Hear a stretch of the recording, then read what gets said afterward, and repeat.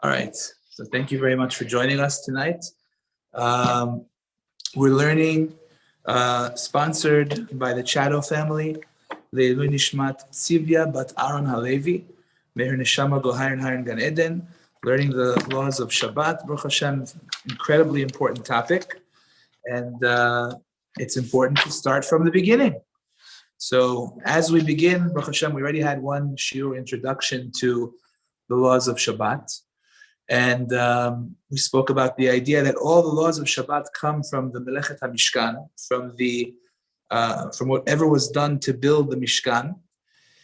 And we spoke about the idea that part of what was necessary to build the Mishkan was the idea that they had to have certain dyes, certain colors for the curtains of the Mishkan. And the idea was that in order to create those dyes, to create those colors, you needed to go ahead and to plant seeds in the ground and grow those dyes. And by doing that, then eventually you could take those dyes out of the ground, harvest them, get rid of all the junk from them, pound them into a powder, make them into a paste, and then cook them. And this was something that was done in order to create these dyes.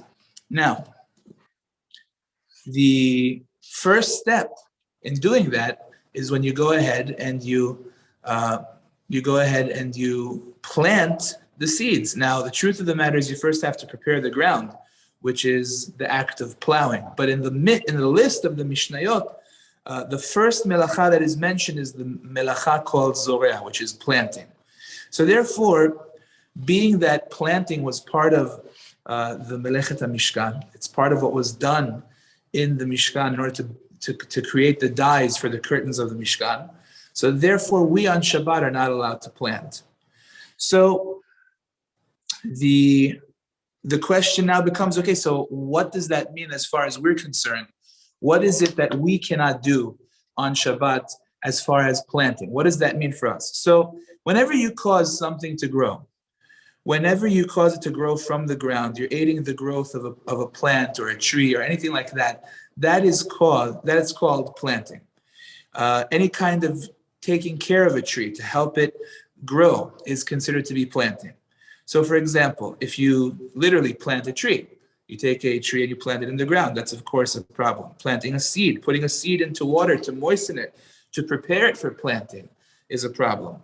Putting it in water to grow, of course, is going to be a problem because you're making the seed, you're helping it to grow. So it's a big issue.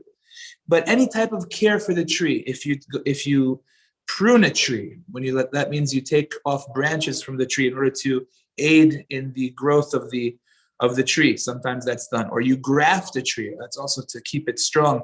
You connect it to another tree. Or even if, let's say, you're getting rid of bugs from a tree by spraying it with insecticide, that's called keeping the tree alive. So that's a problem on Shabbat. Wrapping the fruit of the tree with nylon or wrapping it while it's still attached.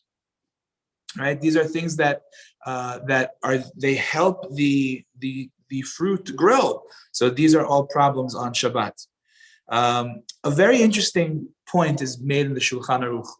Shulchan Aruch says something quite fascinating. Shulchan Aruch says that whenever you have a potted plant, it could be that it has a hole inside on the bottom of it or on the side of it, or even if there is no hole. The halacha views potted plants as though they receive nourishment from the ground. And for this reason, if let's say you have a potted plant that you have hanging outdoors on the outside, let's say you've got a little place where you sit on the outside and you've got a potted plant that's hanging over grass.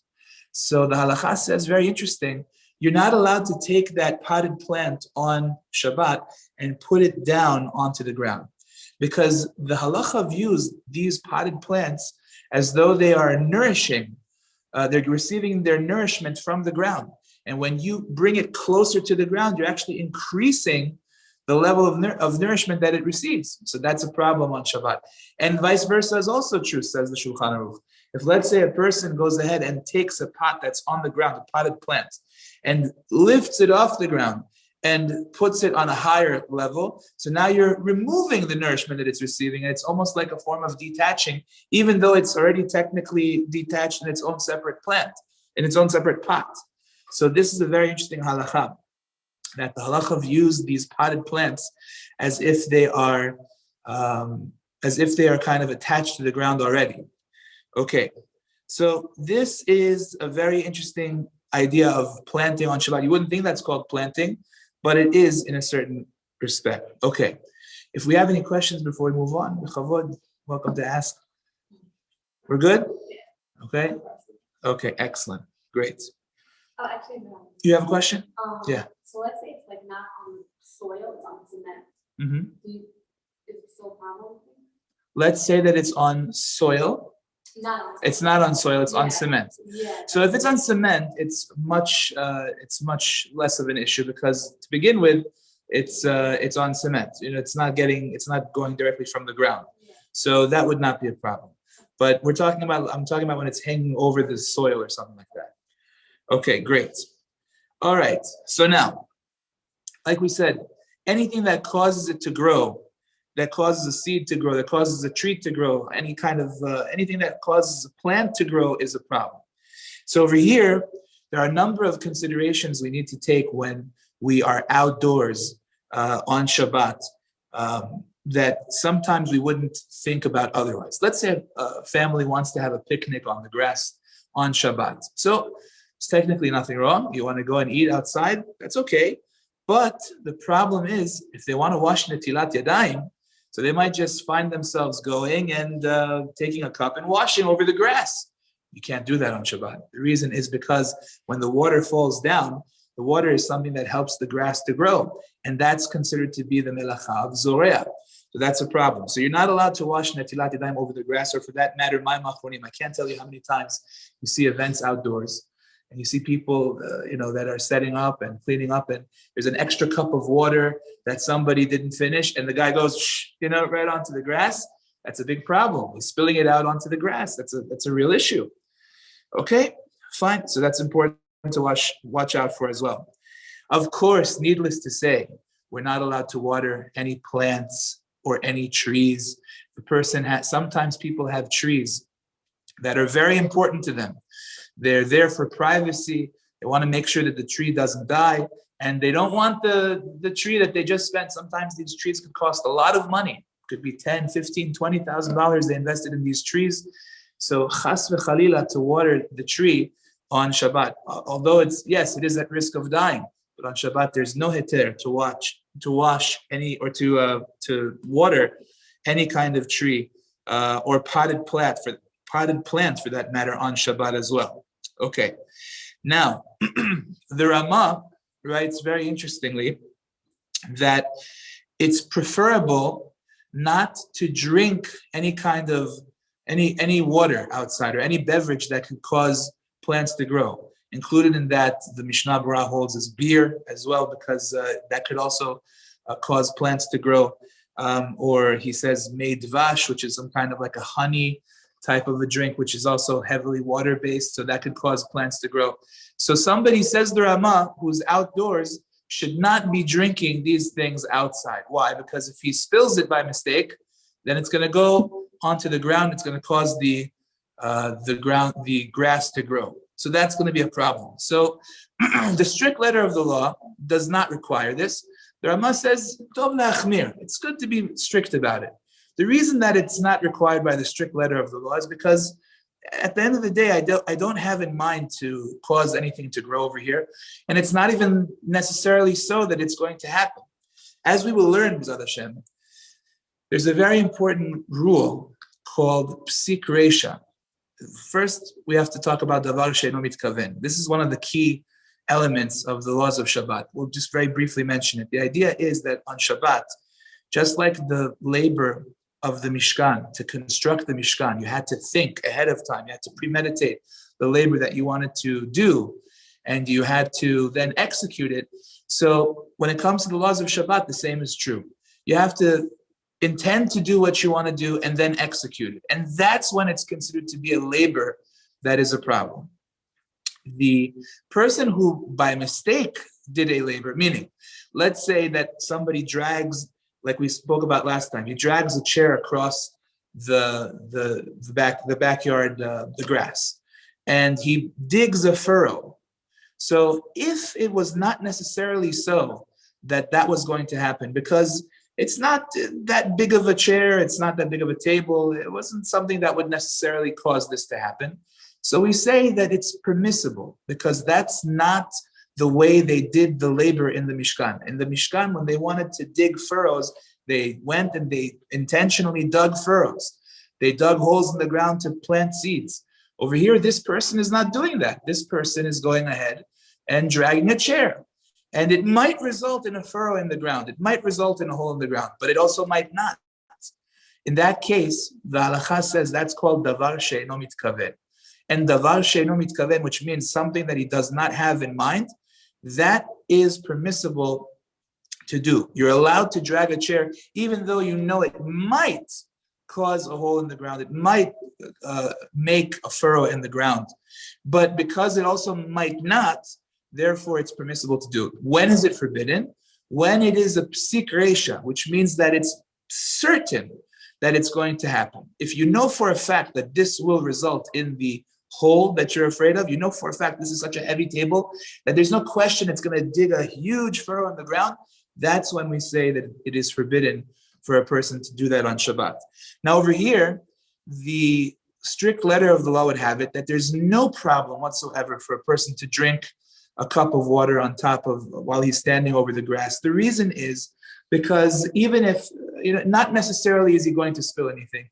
And even if it did happen, it wasn't for sure going to happen. So it would definitely be considered davar she'eino mitkaven.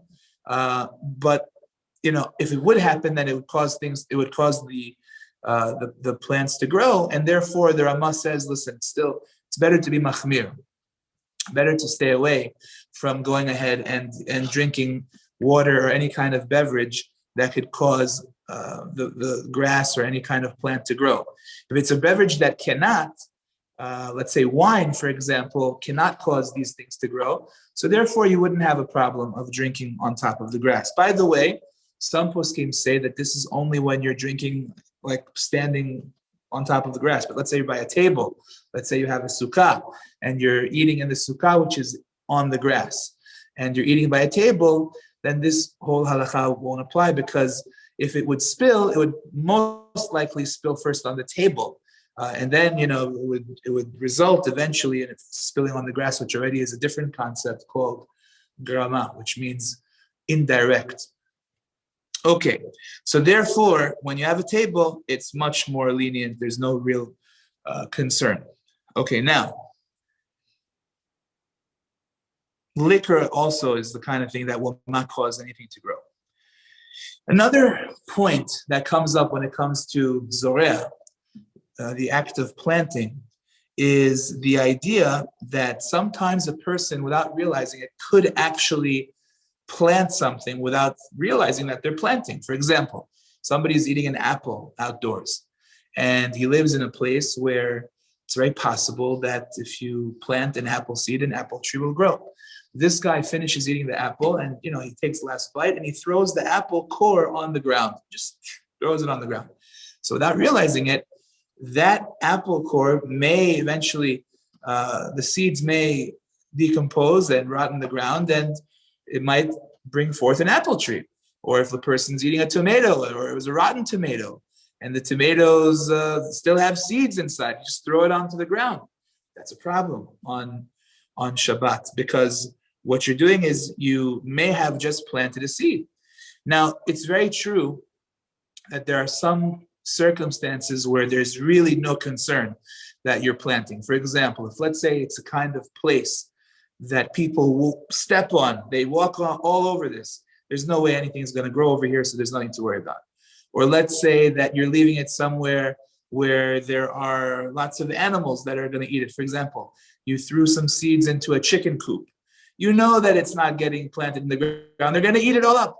So the Shulchan Aruch says that would not be a problem. Or if you threw it into, let's say, the desert sand, right? It's not going to grow. So you don't have any concern in this kind of a case.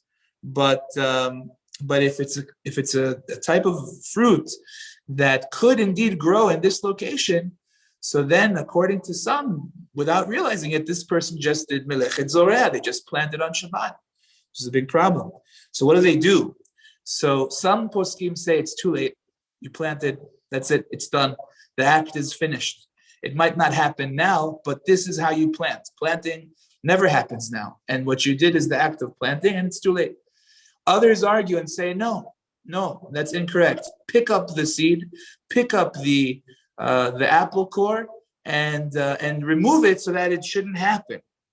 So that is indeed what we would advise someone to do, that at least according to those opinions, you are not considered to be planting. But it's important to remember that there are some types of seeds or legumes that could potentially be considered muktzeh. One of the halachot that we're going to talk about, bli neder, with Hashem's help, is the law of muktzeh. The idea that there are certain things that because they are so irrelevant to Shabbat, a person sets them aside from his mind and therefore does not intend to use them by default because of the fact that there's nothing that he can do with them.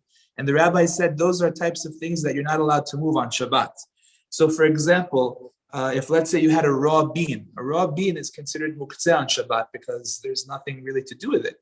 It's something that you can't, there's nothing really to do. You can't cook it, you can't feed it to any animal or any person. It's totally irrelevant to your Shabbat because there's nothing to do with it. So that, if by mistake somehow a raw bean was thrown into the outdoors, and it's the kind of place where it could potentially grow beans or perhaps peas or perhaps maybe a peach pit or something like that, which again, a peach pit has nothing that you can do with it. You can't feed it to any animal, there's nothing left, unless maybe there's still some food left on it, which is potentially edible. These are things which are considered to be muktzeh, and therefore you are not allowed to go ahead and to move them. But if it's, let's say, a seed of a watermelon or a tomato seed or an apple core, like we said, these things are not considered muktzeh, you could move them. So in the event that by mistake they were thrown outside, it would be allowed to move it. Again, provided that you have an eruv, and provided that it's something that you're trying to save from being from planting. Okay, are we good? So beans are not able to. If there's beans on the floor, it doesn't matter. If it's a raw bean, so it's muktzeh. That's the thing. But let's say someone has a raw bean, but like they should have had it. Yeah, the thing is, how do you move muktzeh that you cannot move on Shabbat?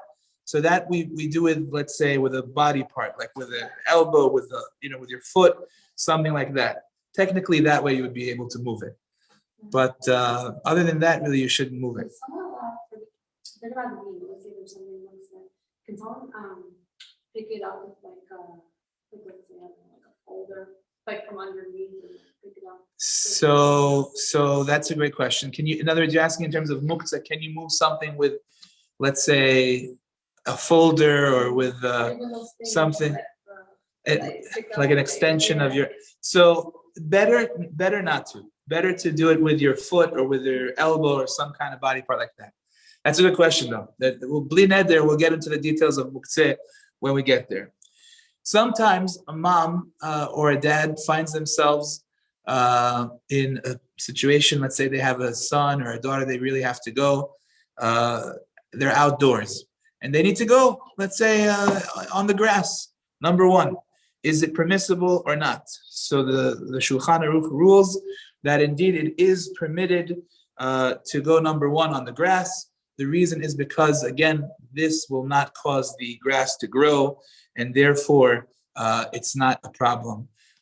Don't do it, they say, better not to do it directly over seeds, but even still, it's not technically forbidden. Okay, excellent.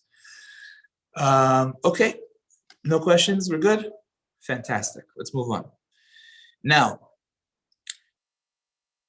let's talk about besamim and flowers.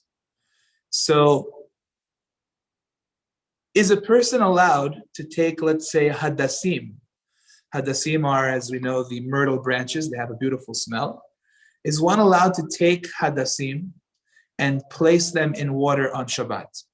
So the poskim write the following. They say that, first of all, we're talking specifically about what we call atzei besamim, which means branches that give nice smell. We're not talking about isbei besamim, which are nice smelling herbs. So I'm not talking about something like nana that has a nice smell. No. Talking about, let's say, hadassim, that are branches, that the blessing that we would make on it would be Zorea atzei besamim. So when somebody has atzei besamim and they want to put them in water, so there are two opinions about whether you can put them in water on Shabbat. The first opinion says that if it was in water before Shabbat, then you can go ahead and on Shabbat remove them from the water, smell them, enjoy them, and put them back. And again, remember, we're talking about atzei besamim, hadassim, let's say any other kind of item that we would say borei atzei besamim. So that you can go ahead and you can remove it from the water, put it back into the water, no problem. The opinion of Rabbi Ovadia alav shalom and the Menuchat Ahava was even more than that. You can actually go ahead and for the first time on Shabbat, even though they were not in water before Shabbat, even put them in the water on Shabbat. So that was their opinion. They said this is not considered something that causes the hadassim to grow. It's just in order that they stay fresh, and therefore it is permissible to even for the first time put them in water on Shabbat. So I would obviously venture to say the best thing to do is to put them in water before Shabbat and satisfy all the opinions without any issue. Why would people put them in water? I'm sorry, what? Why would someone put it in water? Does it smell? People like to put it in water so that it stays nice and fresh. That should stay smelling good and not going bad. So that was the opinion of Rabbi Ovadia, that you can even put it in on the first time on Shabbat. Now, let's talk about. Now again, I want to emphasize, I'm not talking about herbs and things like that, because those things, when you put them in the water, they actually grow. They actually continue to grow. That's a problem. Definitely cannot put them. If they were in the water before Shabbat and somebody took them out, which would be a problem, then you definitely can't put them back in, right? So that's a problem for those things. We're talking specifically about atzei besamim, things that you would say the blessing on them, which is borei atzei besamim, the branches that give good smell. Now, let's talk about flowers. Flowers, if you have a flower, let's say a rose or a lily that has not opened up, to take them and to go ahead and to put them into water on Shabbat is a problem. Again, it's not planting exactly, but you're kind of finishing the job of the flower, which is to open up and to show its beautiful inside. And when you do that on Shabbat, that's a problem. So if, let's say, you had flowers in the water, in the vase, before Shabbat, and you take it out on Shabbat, and these flowers have not yet opened up, to go ahead and to put them inside is going to cause them to open up, and therefore one should not do that on Shabbat. However, if, let's say, a person has a bouquet of flowers in the water before Shabbat, and they are all already opened, the roses are open, the lilies are open, whatever else you want, they're all totally opened up. So then one would be allowed to remove them, if you want to say a bracha on them, smell them, and then put them back in the water, no problem. Why? Because they are already opened up. Beautiful. Okay. We're clear? Fantastic. You have a question, yes? Are you allowed to smell, like, let's say you're walking, there's flowers that's connected to the ground. Are you allowed to smell the flower? Because I heard you're not allowed to, because it might come to pick it up. Yes, right. Beautiful. So Just bear with me 1 second. I'll read it to you inside the Shulchan Aruch because this is actually a question that the Shulchan Aruch himself addresses. So I'll read it to you inside, nothing better than that. So the question again is, can you smell something that that is attached to the ground? If there's or is there a concern that you may come to go ahead and pluck it from the ground? So let's take a look inside.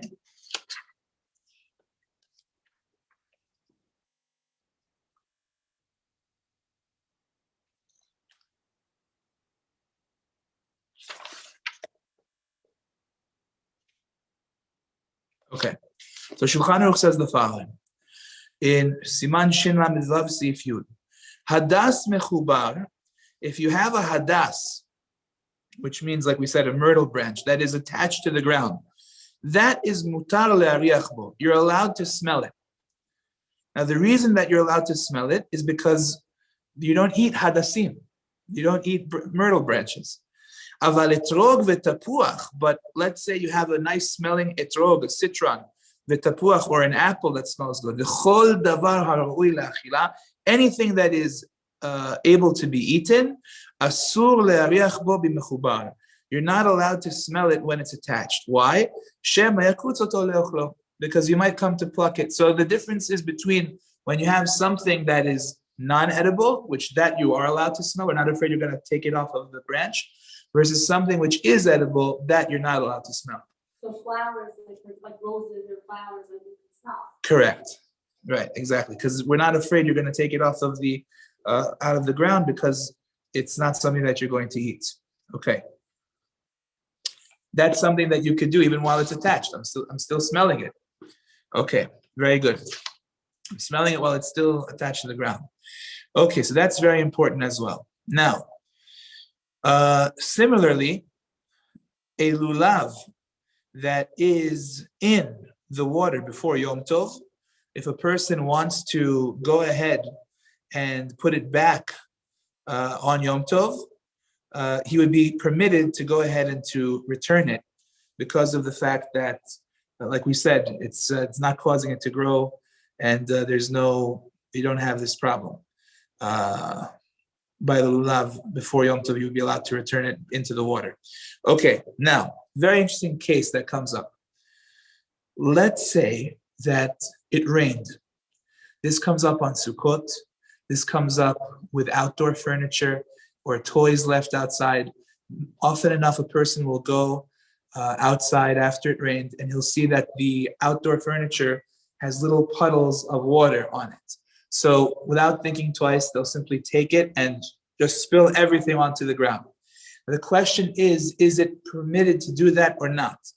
Is it okay or is it not okay? So it depends on a couple of important points. Also, when it comes to Sukkot, what people do sometimes to cover the sukkah when they know that it's going to rain, they cover it up with this big tarp. And then what happens is that the rain comes onto the tarp, and now it's, thank God, sunny, and they want to go back and sit in the sukkah. So they're going to take this tarp off of the sukkah, and they're going to spill all the water onto the grass. Is that okay or is that not okay? So the answer is it depends on a very important factor. The question is right now, is the grass that is surrounding this sukkah, or is the grass that is surrounding this outdoor furniture, or the grass that is near this toy that is full of water, is this ground saturated with water, or is this ground dry? If the ground is saturated with water, then there's no problem to take this tarp and to spill everything onto it, or the outdoor furniture, or whatever else it may be. The reason being that since everything is saturated, so you're not really doing anything by putting more water into it. You haven't accomplished anything. It's not like you're making the grass grow better. There's nowhere for this water to go. It's like it's fully saturated. So you're not really doing any melacha by putting the water inside. Now, I never thought this halacha would really come up practically. I mean, I know on Sukkot it could more practically, but it came up a lot during COVID with the tents. A lot of people had outdoor tents, outdoor minyanim.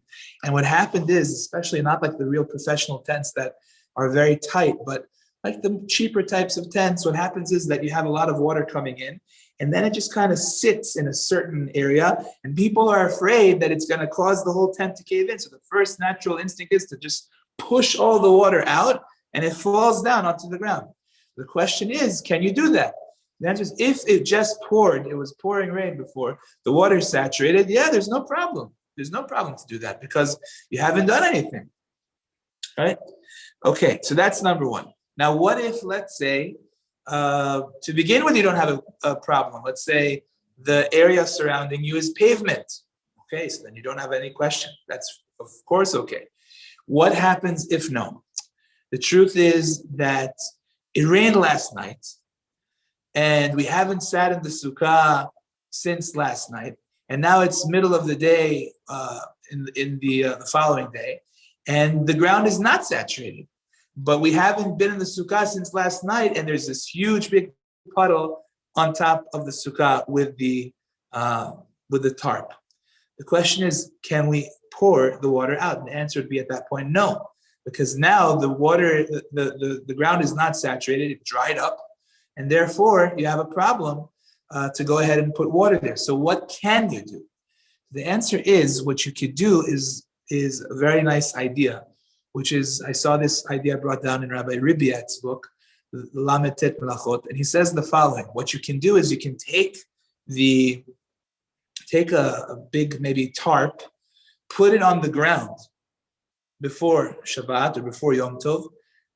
The truth is, really, I don't see why you can't even do it on Shabbat or on Yom Tov. I mean, if you have an eruv, or if it's not a muktzeh item, particularly something that you could potentially use. So you could just simply put it down on the ground. And then when you pour the water, instead of it going onto the grass, it goes onto the tarp. And then if it starts spreading outward, that already is okay. Because at this point, it falls into the category of what we would call grama, which means, again, indirect. And it's not something that he had in mind, and it doesn't necessarily benefit him. So let's say, he's not necessarily looking for this, and therefore, it is a good idea if that's the situation. So this could be spilling water from, like we said, outdoor furniture, toys that were left outside. All these things are important to realize that you can't just go ahead and spill the water like that. Okay, now, a couple of other very interesting points that come up in terms of Zorea on Shabbat. So, if a person wants to cause his plants to grow, even something as, you would say, as insignificant as letting in some light for the plants or letting in some air for the plants, if you are intentionally trying to bring light onto this plant or air to help this plant to grow, you have just violated Melechet Zorea. So that's a problem. In other words, if let's say you're saying, these plants for sure need some air, or they need some light. So you open up the shades and you're specifically trying to get the light on the plant, that is considered to be planting on Shabbat, because you're trying to help the plant to grow, to stay alive, to do something for it. That is forbidden on Shabbat. So now the question becomes, wait a second. I've got plenty of plants in my house. So what? Every time I open up the shades, I'm planting on Shabbat? What do I do? I mean, how am I supposed to get air from outside? The answer is no. We're only talking about when you specifically are intending to help the growth of your plants. If you are simply trying to bring in some light into the house, and therefore you open up the shades or you open the window to get some fresh air, so then, again, this falls into the category of davar she'eino mitkaven. And since it's indirect, it's not something that is directly benefiting the plants. Eventually, some air will come inside, and it will eventually get to the plants, and it will eventually give it some kind of benefit. So we say that's not something that you have to worry about. Some poskim are machmir, they're strict, and they say, but that's all because it's like further in the house. But if it's right on the windowsill, that the second you open up the shades, the plant gets light, So that falls into the category of Secretia, and that's a problem.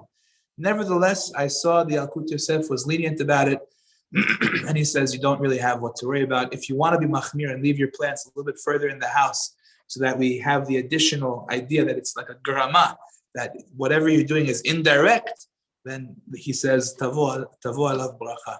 The blessing should fall on his head, but it's not required.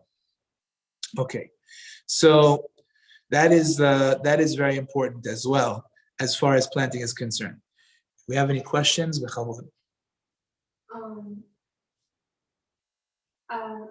So on our sukkah, I have a deck, but there's slits in the deck. So I don't think I'll be allowed either, because it's like there's there are slits in the deck. Yeah. Okay. And I want to be. You're saying, can I pour the water when I know it's going to go onto the deck, but then through the deck onto the ground? Okay, so the truth is it does make a big difference because, like I said, the part of the heter of putting the tarp down first is the idea that it first hits the tarp, and from there it spreads outward, which means that whatever job, whatever labor, quote unquote, you're doing is indirect. You understand the point? Yeah. So this is also, it's going onto the deck, unless you would say that it just goes straight through the wood, right, onto the ground. But to me, I would think what's happening is it falls onto the deck, and then it drips, it kind of moves into the ground. So I think there would be more room to be lenient in that case as well. But to play it safe, if you want, what you could do is you can go ahead and you can simply put something on the deck also. Yeah. If you want to do that, that would help you as well. I'm sorry, what? Could people put something on the ground of the sukkah? Sure, that's a beautiful idea. If a person can put some kind of a turf or something there on the floor of the sukkah, you avoid a lot of questions that way. Definitely, 100%. Okay, so I think that we covered most of it. I want to mention one more point, which I think comes up a lot, and that is the idea of sprinklers. We know part of the labors that are forbidden on Shabbat the main idea is that it's forbidden on Shabbat. You can't do it on Shabbat. But if you put into effect something that will start before Shabbat and it will continue through Shabbat, for example, we cook a cholent on Friday afternoon and it keeps on cooking throughout Shabbat and it's ready by Shabbat morning, so that is not a forbidden labor. We are of the opinion, we follow the opinion of Bet Hillel, that says that your vessels are allowed to work for you on Shabbat as long as you got things going before Shabbat. There's no problem with us having our lights on Shabbat. There's no problem with any of these things because we started it before Shabbat, ahead of time. Now, this translates into a very important halacha. What it says in the Gemara in Masechet Shabbat is that a person is allowed, if a person, let's say, had a field and he wanted to make sure that his field continued getting water on Shabbat, he could open up an irrigation channel that would send the water all throughout his field, and he would be able to go ahead and keep the water flowing to his plants, to his fruits and vegetables, all on Shabbat. Why? Because he started it before Shabbat. He opened up the irrigation channel before Shabbat. What this means in practical terms for us is the idea that one would be allowed for that reason to open up a sprinkler system before Shabbat and have the sprinklers running and working on Shabbat, no problem, because he started it before Shabbat. Let's take it a step further. What we have nowadays, I would say in most homes, at least in this area, we have automatic sprinkler systems that turn on at certain times of the day. Many of them turn on at 3 a.m. in the morning, right? Or 4 a.m. or whenever it may be. So the sprinkler systems are allowed to run. You don't have to turn off the sprinkler system. The reason is because you set the sprinkler system up ahead of time, and the timer will get that water running at 3 a.m., 4 a.m. But again, you did your action before Shabbat. So therefore, you're not doing anything on Shabbat right now. The point that the poskim are afraid of over here is not as far as the labor is concerned, because there is no labor that you did on Shabbat. You did it before Shabbat. So where is the concern? The concern is if you live in a place where people are not observant, and it's possible that those who are going around will see your automatic sprinkler system, and they will be concerned. Maybe this guy is one of them, and he turned on his water on Shabbat. So there's a concern that maybe people will see that this individual is, God forbid, violating Shabbat. So in order to forestall such a thought, they say it's preferable if a person can write a note, some kind of a sign on his lawn saying this sprinkler system has been set ahead of time before Shabbat. It's not violating Shabbat. Some kind of sign like that, so that nobody would have the concern. Personally, I believe that nowadays, at least in our neighborhood, everybody's sprinkler system works automatically. Nobody ever turns it on. There's a clock. It turns it on at certain times. I don't think it's even necessary to have that sign over there, due to the fact that everybody knows the guy didn't turn it on. Even the people that are mechalel Shabbat don't turn it on. They have a clock that does it for them. So therefore, I don't think that it's necessary to have that. Just a couple of more little points over here. It's important to make sure sometimes people have a sink that perhaps has some kind of a pipe that takes the water out of the house onto the grass. Again, it's like washing hands outside. You have to watch out for that. There are those that are lenient because this is also like a grama. It's not direct, but still, you don't want that kind of situation. Usually we don't have that, but it's important to be aware that sometimes that does exist. Also, if a person has, again, let's say a timer for his air conditioning, and the condensation line goes outside and it's dripping outside. So again, he's not turning on the air conditioning on Shabbat. He turned on the timer that will turn on the air conditioning that he did way before Shabbat. So whatever water comes out from the condensation line, he doesn't have to worry about, because of the fact that it, again, was all taken care of before Shabbat. Okay, any questions? We're good?